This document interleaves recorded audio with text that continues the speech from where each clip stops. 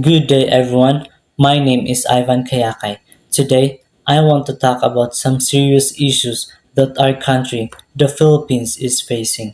These issues affect all of us, and it's important to understand them and think about how we can make things better. I'll be focusing on ghost flood control projects, substandard infrastructure, and the burden of higher taxes. First, let's talk about the issue of ghost flood control projects.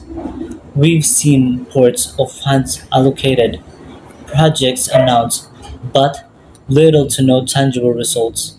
This isn't just about wasted money, it's about the real impact on communities.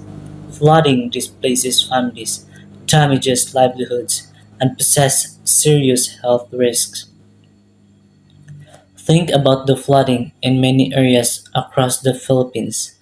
Millions, sometimes billions, are earmarked for flood control. Yet, after heavy rains, we still see homes submerged and businesses paralyzed. These are instances where revetment walls or drainage system are declared complete on papers, yet on the ground they are either non-existent, unfinished, or crumpled after the first strong typhoon, leaving residents wondering where the promised protection went. These are questions we must demand answers to. So, we need greater transparency and accountability.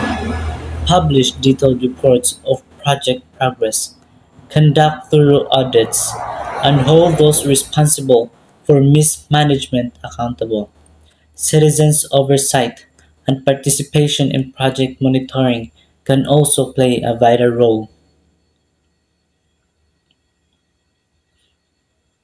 Next, let's talk about the issue of substandard infrastructure.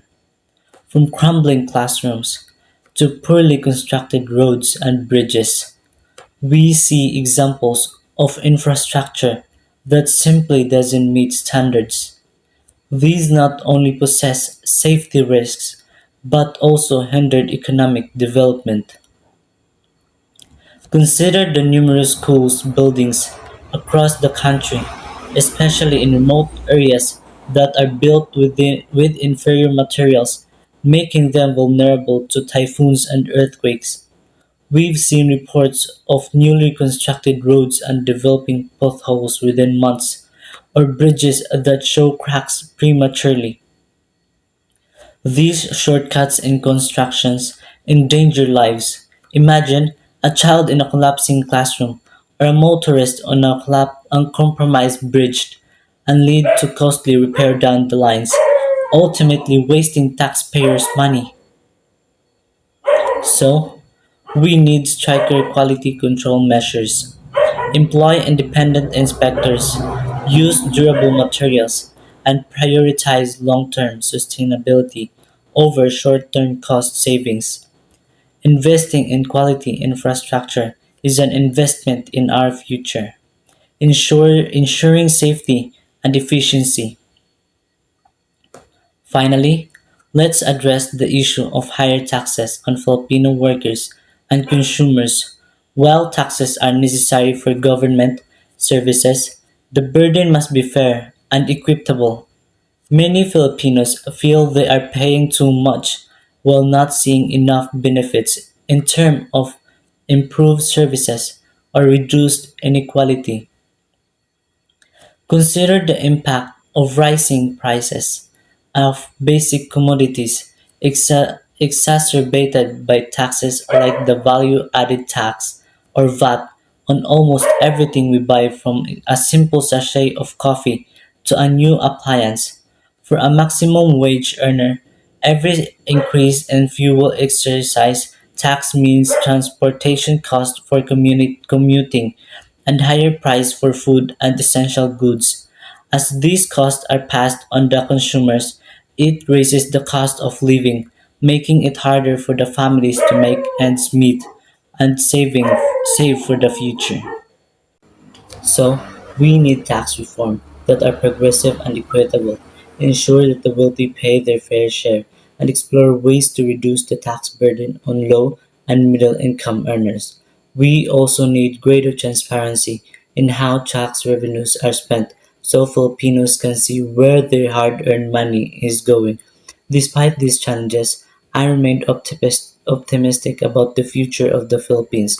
We are a resilient people with a strong sense of community and a deep love for our country.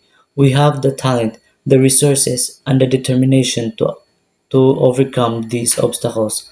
Look at the spirit of Bayanihan that emerges after every disaster, where communities come together to help each other rebuild.